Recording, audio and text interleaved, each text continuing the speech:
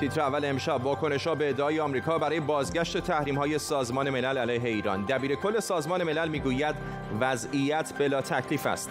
سازمان کشورهای صادرکننده نفت اوپک زیر ذره‌بین: آیا قدرت نفت در سیاست به پایان رسیده؟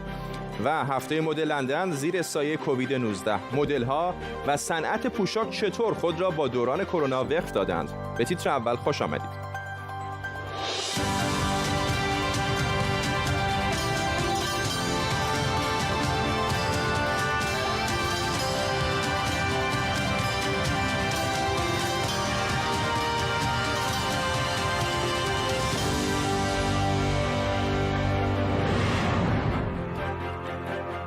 سلام بر شما. همین حالا 16 ساعت از وقتی که آمریکا معتقد باید همه تحریم‌های سازمان ملل علیه ایران برگرده گذشته و همچنان واکنش‌ها ادامه داره.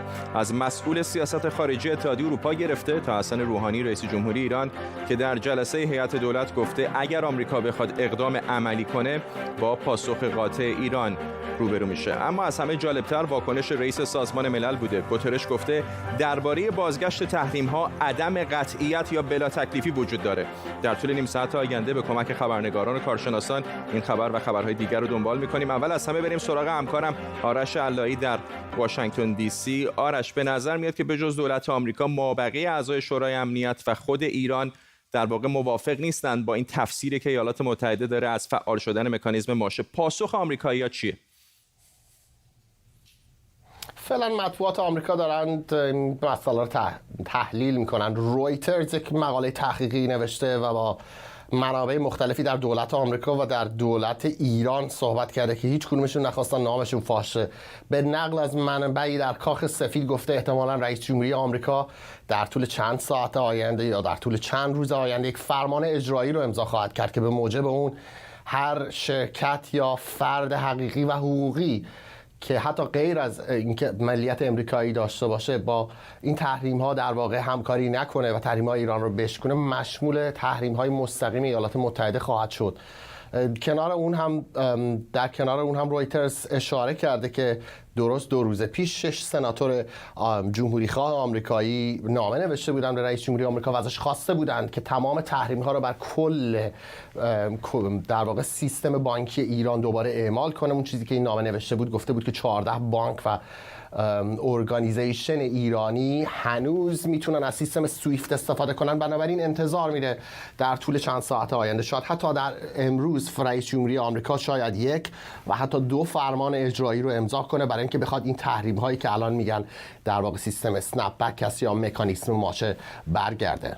ممنونم از تو آرش علایی، خبرنگار ما در واشنگتن دی سی.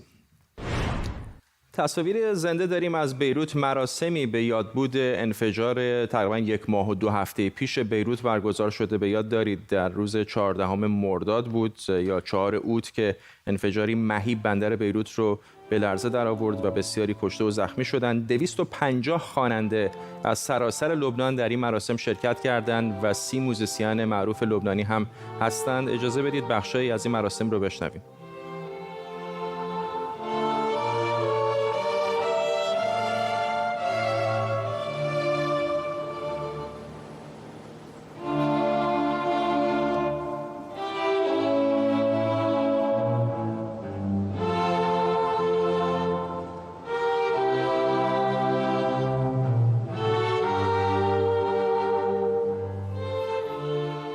بله، مراسم زنده رو می‌دیدید در بیروت. این مراسم با عنوان به یاد آوردن بیروت یا ریکولکت بیروت هست با همونطور که گفتم 250 خواننده لبنانی از سراسر این کشور و 30 موزیسین.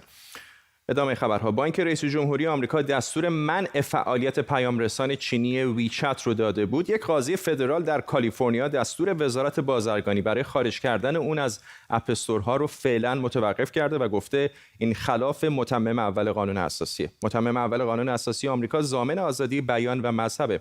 شبکه اجتماعی محبوب چینی تیک تاک هم که قبلا ترامپ گفته بود باید فعالیتش از امروز ممنوع بشه، فعلا به کارش ادامه خواهد داد، چون رئیس جمهوری آمریکا گفته توافق بین این شرکت شبکه اجتماعی و 2 شرکت آمریکایی مورد حمایتشه و به همین دلیل فعلا لغو فعالیتش رو متوقف کرده. آرش آرامش، کارشناس امنیت ملی، مهمان پای ثابت برنامه ما اینجا با ماست. آقای آرامش، برای خیلی ها اصلا از اول عجیب بود که آیا ممکن هست در ایالات متحده آمریکا مهد آزادی بیان بیان و یک شبکه اجتماعی مثل تیک تاک رو در واقع متوقف بکنن یا بلاک بکنن. الان این قاضی فدرال داره در واقع تایید و حرف اونهایی رو میزنه که همچین چیزی در آمریکا نباید ممکن باشه. من همونطور که قبلا به شما گفتم باید یک توضیح اخلاقی و قانونی بدم، به خاطر اینکه دو تا از کمپانی بزرگ اینجا که اپل و گوگل که توی اپ استورشون یا گوگل پلیشون دیگه نیست مشتری ما هستن. به خاطر اینو بگم که وقت اختلاف و به قول معروف مشکل ذی‌نفع بودن اینجا ایجاد نشه. این رو بگذاریم کنار و روی این پرونده ما کار کردیم در سابق. در مورد یک سری اعمال دولت فدرال آمریکا شما یک سری کارهای رو باید مراعات بکنید. مثلا اگر دولت آمریکا بخواد بگه که شما چراغ‌های راهنمای رانندگیتون چراغ چشمک زن ماشینتون یک سایز خاصی باشه، فقط دولت باید بیاد ثابت کنه که این به نفع مردمه. اما موقعی که یک حق اساسی بنیادین مثل حق آزادی بیان میخواد بگیره، باید سه تا کارو بکنه. یکم باید نشون بده it's overwhelming state interest، یعنی یک نفع بسیار عجیب و غریب و به قول معروف حیاتی برای دولت. دوم کاری که میخواد بکنه برای احیای به قول معروف حقوق دولت و منع این آزادی بیان باید بسیار کوچک خیاطی شده باشه به این قامت. و سوم موقعی که اگر خواست این کارو بکنه و دولت هم اجازه گرفت از دادگاه که این کارو بکنه، باید محدودترین راه رو انتخاب بکنه، نه که بگه بیایم ما کل پلتفرم رو ببندیم. باید بگه چه کار میتونم بکنم تا جایی که میتونم کم آزادی بیان رو محدود بکنم. اینم در نظر داشته باشید آزادی بیان متمم اول قانون اساسی رو ما بارها صحبت کردیم، مربوط به شهرهای خصوصی نیست، جلوی همینجا رو میگیره. حکومت دولت نیاد به شهروندای خصوصی یا به کمپانی‌های تجاری بگی که چه کار بکنید چه نکنید. اما اینجا باید به قول معروف ما عادل هم باشیم. دولت هم اینجا یک نفعی دارد و یک مسئله است. دولت میگوید که شرکت‌های چینی مثل ویچت، مثل تیک تاک اطلاعات افراد آمریکایی رو ذخیره میکنن. شما در تلفنتون موقعی که جی پی اس تون روشن هست، محلتون، قرارتون، کجا هستین، همه اینا معلومه. دولت میگه این مسئله امنیت ملی است، این مسئله جمع کردن اطلاعات هست و اون هم بالاخره میتونه در آینده خودخواسته است دیگه، به زور که نمیگیره. شما اپو نصب میکنید و اونها خواهند گرفت. خیلی چیزا خودخواسته است. کسی هم که برای حکومت دیگری جاسوسی میکنه خودخواسته جاسوسی میکنه. آقای اسنودن هم خودخواسته آمد یه سری اطلاعات امنیتی حساس رو داد. خیلی از کسایی که آمدن با آقای اسانژ هم همکاری کردن خودخواسته بود. خودخواستگی صرفا دلیل بر این نمیشه که این قضیه بی‌معنی است. ولی مسئله اینجاست به احتمال خیلی زیاد این فرجام خواهد شد، تجدید نظر خواهد شد، ولی من بعید میدونم که یک همچین منع فله‌ای رو برای یک همچین پلتفرم آزادی بیان، برای همچین پلتفرم پیغام زدن و پیغام گرفتن رو بتونن اعمال بکنن در تمام ایالات متحده. آرش آرامش، ممنونم از شما. سازمان کشورهای صادرکننده نفت اوپک بالا و پایین‌های زیادی داشته، از مقابله با 7 خواهر نفتی تا گروگانگیری و حتی خط و نشان کشیدن برای کشورهای غربی. اوپک هفته پیش 60 ساله شد، سازمانی که انگار دیگه سال خورده شده و اون شور و حال دوران جوانی و پویاییش رو از دست داده. امشب اوپک رو زیر ذره می‌بریم.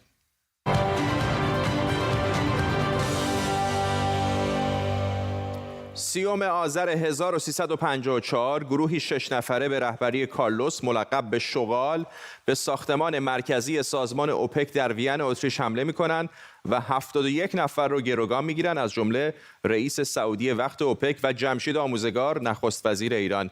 بخشی از هدف گروگانگیری مسئله فلسطین بود، اما اینکه جلسه دوره‌ای سران اوپک برای این مقصود انتخاب شده بود شاید به علت اهمیت اون زمان نفت و تأثیر کشورهای تولید کننده اوپک به روی قیمت نفت بود.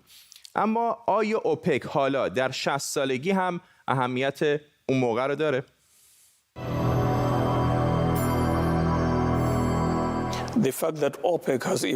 این واقعیت که اوپک طی 6 دهه گذشته تکامل یافته و رشد کرده، افتخاری بزرگ برای همه خانواده اوپکه.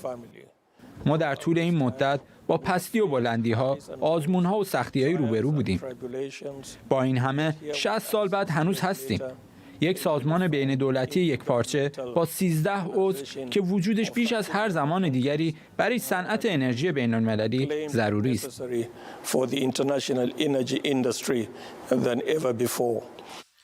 ایده اوپک از ونزوئلا میاد. سال 1949 میلادی یا همون 1328 شمسی. ونزوئلا رفت سراغ ایران، عربستان سعودی، کویت و عراق برای همکاری در حوزه صادرات نفت. میدونین که یک سال بعد صنعت نفت ایران ملی شد، اما سال 1338 قضیه جدی‌تر شد. چرا؟ چون شرکت‌هایی که تولید نفت دستشون بود تصمیم گرفتن قیمت رو بیارن پایین. نتیجهش کاهش درآمد دولت‌های نفتی بود. این شرکت‌ها که به 7 خواهران نفتی معروف بودند، به نسبت به همین قیمت نهایی هم مالیات و هم سهم دولت‌ها رو میدادند. غیر از اتحاد جماهیر شوروی، تجارت نفت در بقیه دنیا دست اینا بود، از تولید تا قیمت گذاری. 7 شرکت رو اینجا می‌بینید. استاندارد اویل هم که به 2 تکه مختلف تبدیل شد. بعد از سر و کله زدن‌ها و مشاوره‌ها بالاخره علیه خودسری‌های 7 خواهر نفتی، شهریور 1339 کنفرانسی در بغداد تشکیل شد و این آغاز تاریخ اوپک بود، یعنی سال 1960. کنفرانسی که با حضور 5 کشور بنیانگذار اوپک تشکیل شد: ایران، عربستان، ونزوئلا، عراق و کویت.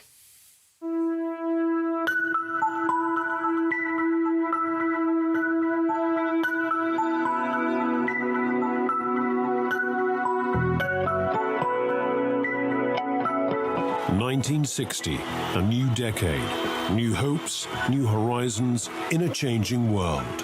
اوپک توی سازمان ملل متحد هم ثبت شد و بعد از 5 سال دفتر مرکزیش به پایتخت اتریش منتقل شد، یعنی وین. کشورهای صادرکننده نفت یکی یکی به اوپک پیوستن، حتی گاهی عضویتشون رو لغو کردن و دوباره عضو شدن، تا الان که فعلا 13 تا کشورن.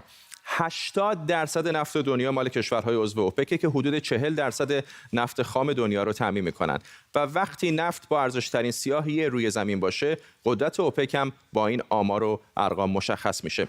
نمونهش بحران نفتی سال 1973 میلادی که به اولین شوک نفتی معروفه. کشورهای عربی صادرکننده اوپک به خاطر حمایت کشورهای غربی از اسرائیل تولید نفت رو کاهش دادن و قیمت نفت تا 300% زیاد شد. به نوعی استفاده از نفت به عنوان سلاحی سیاسی، رخدادی که شاید سیاست و اقتصاد جهان رو برای همیشه عوض کرد و غرب رو در مورد تکیه‌اش به نفت و خاورمیانه به فکر فرو برد.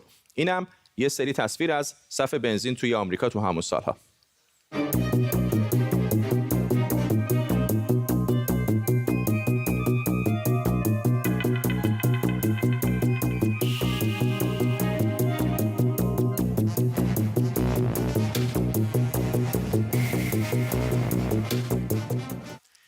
اما واقعا مسئله نیستش که اوپک چقدر تولید میکنه، بلکه مهم اینه که چقدر صادر میکنه و صادرات با درخواست ربط مستقیم داره. این نمودار نشون میده که از سال 2017 درخواست برای نفت پایین اومده و پیش بینی میشه که این روند ادامه هم داشته باشه. تکنولوژی، گرم شدن زمین و استفاده از انرژی‌های برگشت پذیر از علت‌های اصلی این قضیه هستند. از طرفی کشورهای دیگه هم خودشون به تولید کنندگان عمده تبدیل شدن و بخشی از مصرف داخلیشون رو خودشون تامین میکنن. مثلا آمریکا که بزرگترین مصرف کننده نفته، پارسال 96% نیازش رو خودش تامین کرده و این خط قهوه‌ای نشون میده که چطوری سهم اوپک در صادرات با آمریکا کم شده و رفته زیر خط زرد، یعنی تولیدات کانادا. سهم اوپک پارسال فقط 18% در برابر سهم کانادا بود که 49%. ثابت شده که ساخت اوپک پلاس موثر بوده. این رو میتوان از وضعیت بازار متوجه شد. فکر میکنم قیمت الان بالاست.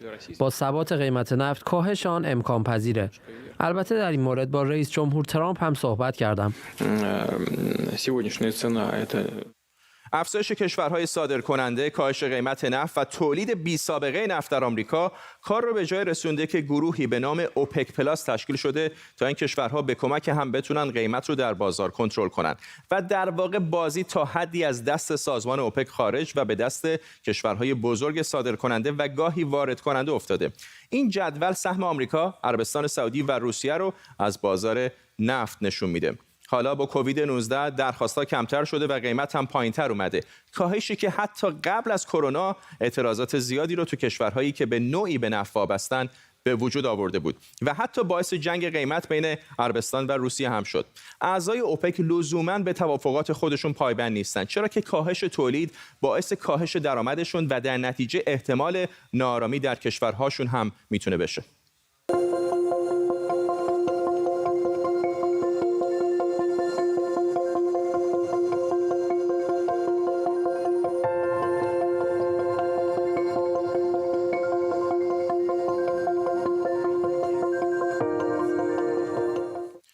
سازمان اوپک با دست داشتن 80% ذخیره نفت دنیا هنوز منبع مهمی برای نفته، اما نفت به عنوان یک سلاح سیاسی در دست اوپک مثل کاردیه که طی این سالها کند و کندتر شده. امسال به خاطر کرونا حتی جشن تولدی برای اوپک 60 ساله در کار نیست. سازمانی که به نظر سالخورده‌تر و خمیده‌تر از یک سازمان 60 ساله میاد.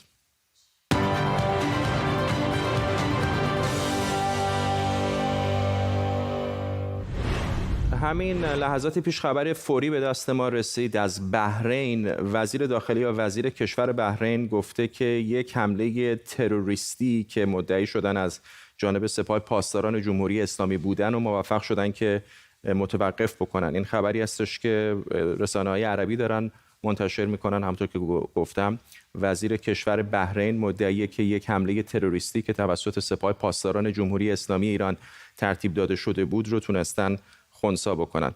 اگه جزئیات بیشتری به دستمون بیاد حتما طی برنامه شما رو در جریان میذاریم. میدونم که از خبرهای کرونا خسته شدید ولی نمیشه بهش بی توجه بود. شرایط داره واقعا بحرانی تر میشه. در ایران ستاد مبارزه با ویروس کرونا گفته وضعیت در تهران قرمزتر شده و اگر مداخله‌ای جدی صورت نگیره روزهای آینده از امروز هم سخت‌تر خواهند بود. همزمان بعضی از شهرهای دیگر هم نسبت به تکمیل شدن ظرفیت بیمارستان‌ها هشدار دادن.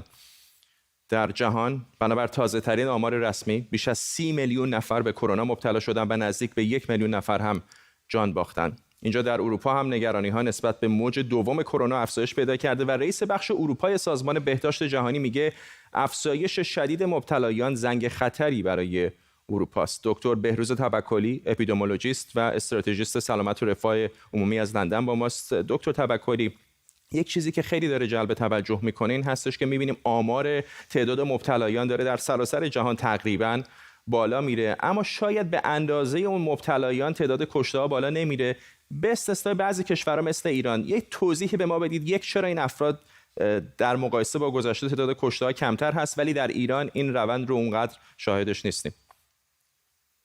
ضمن آرزوی سلامتی برای خانم نسرین ستوده. در جواب سوالتون باید بگم که یکی این که وقتی در موج اول کرونا شروع شده بود یک تعریف مشخصی از مبتلا وجود نداشت و تقریبا کسایی که تو شرایط خیلی حاد قرار می‌گرفتن اونها رو توی لیست آمار کرونا قرار میدن، ولی الان تعداد تست ها در اکثر کشورها خیلی بالا رفته و میزان به اصطلاح شناسایی کسانی که مبتلا به ویروس هستن هم به تبع خیلی افزایش پیدا کرده. این یه مورد هست. مورد دوم اینه که خب خیلی از افرادی که یا مسن هستن یا خونه‌های سالمندان هستن یا مریضی‌های بنیادی مثل بیماری‌های مثل سرطان یا دیابت تایپ به اصطلاح 1 دارن نوع اول و خیلی از کسایی دیگه که مریضی‌های بنیادی دارن اینها دیگه بیشتر مواظب هستن، بیشتر خودشونو یا حتی دولت‌های اروپایی خب اینا رو تحت حمایت خودشون قرار دادن و ایزوله کردن. ولی الان اساساً دور اول خیلی هاشون آدمای مسنی بودن که مریضی بنیادی داشتن و زود به اصطلاح ممکن بود که فوت کنن. الان اکثر کسایی که غریب اتفاق کسانی که مبتلا میشن جوان هستن، تیپای بین 20 تا 25 بالاترین به اصطلاح چیزی داره، رقمو داره و بعد هم همینطور تا 40 سال و تا 60 سال. دکتر توکلی اصلی هستش که دلیل فوتی ها کمتر از میزانی که گزارش میشه. دکتر توکلی سپاسگزارم، خیلی ممنون از شما. اگر مجرد نباشید احتمالاً در این دوران قرنطینه و کرونا بالا و پایین‌هایی تو زندگی مشترکتون داشتین یا شاید هم کار بیخ پیدا کرده و به جدایی رسیده باشه. اما خیالتون راحت باشه که این فقط مختص شما نیست. در نیم قرن گذشته تا الان ما 7 ماه عجیب و غریب و پر از استرس رو پشت سر گذاشتیم که برای خیلی ها چند ماهش توی قرنطینه سپری شد.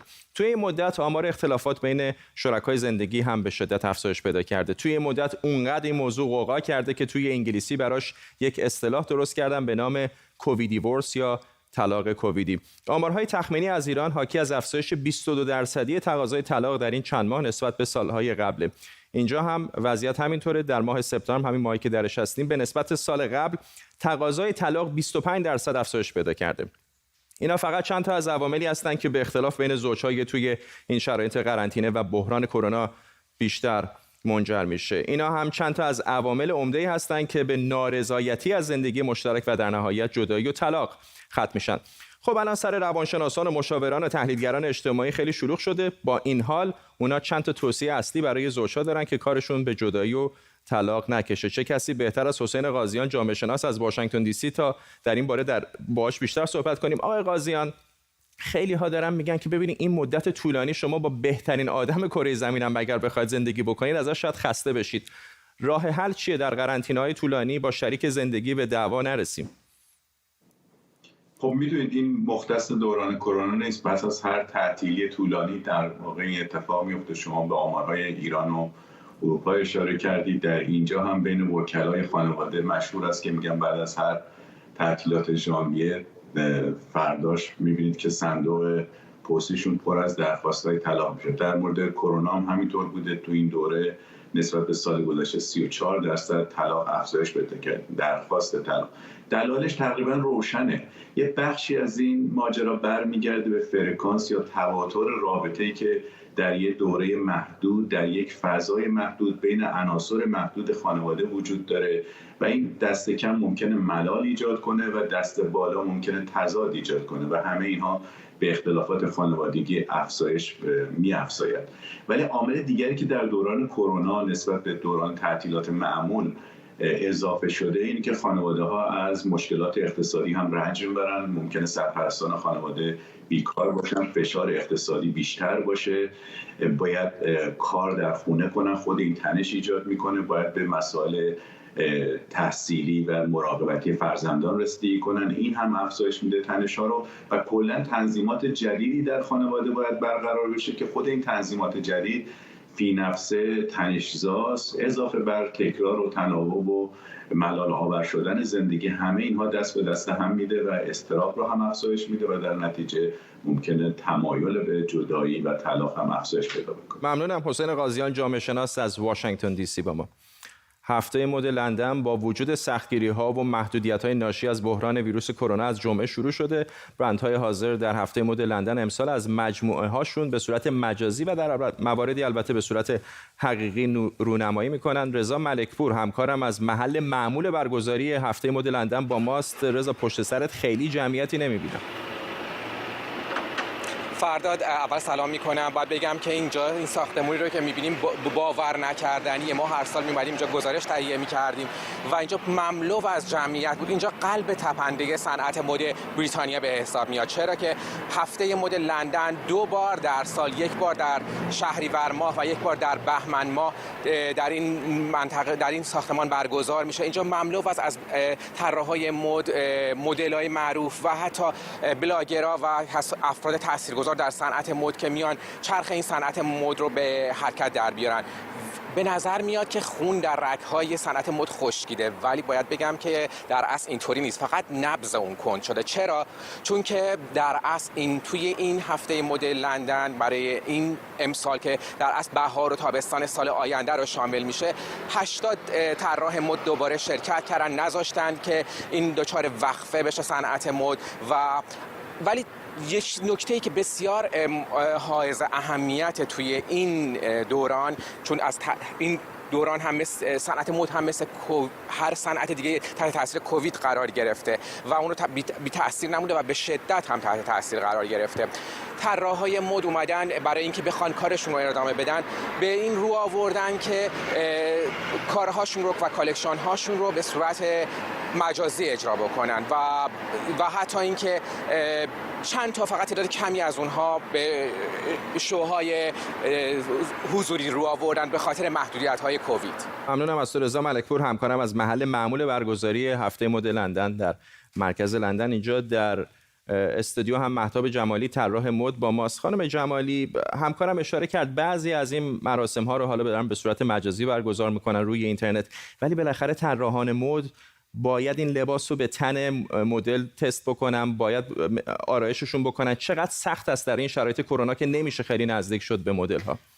خب مسلما حتما ازشون تست میگیرن قبل از اینکه بخوان برن برای هر کاری و تعداد محدود میکنن و 100% اشخاصی هم که میخوان بیان و شو رو تماشا کنن بسیار محدود شدن و بیشتر کارشون رو دیجیتالی انجام میدن، حتی فیلم درست میکنن. خیلی کوتاه اگر بفرمایید رو کار خود شما مستقیما مثلا چه تأثیری گذاشته کرونا؟ ما تمام کارمون رو کاملا به صورت آنلاین انجام میدیم، یعنی اصلا به هیچ وجه نمیایم با هیچ کس رو در رو بخوایم کارمون رو انجام بدیم، چه مشتری چه مدل که بیشتر هم کار. ولی در تعداد مدل ها و مشتری ها تاثیر گذاشته آیا؟ تعداد مشتری ها البته چیزی بهتون میگم به حالت سورپرایزی یه جوری بیشتر شده، فقط به خاطر اینکه آنلاین و تلفنی انجام میدن کارشون، ولی برای مدل ها 100% اصلا همه چی خیلی آرومتر شده و مسلما روی اقتصاد دنیا تاثیر خیلی بدی داشته و مردم نمیتونن به راحتی هزینه کنن و توان ندارن. بستگی به اون کمپانی داره که به چه سبکی کار میکنه. خیلی ممنونم از شما. مهتاب جمالی طراح مد اینجا در استودیو با ما. به این ترتیب ما هم میرسیم به پایان تیتر اول امشب. تا فردا و یک تیتر اول دیگه، بدرود.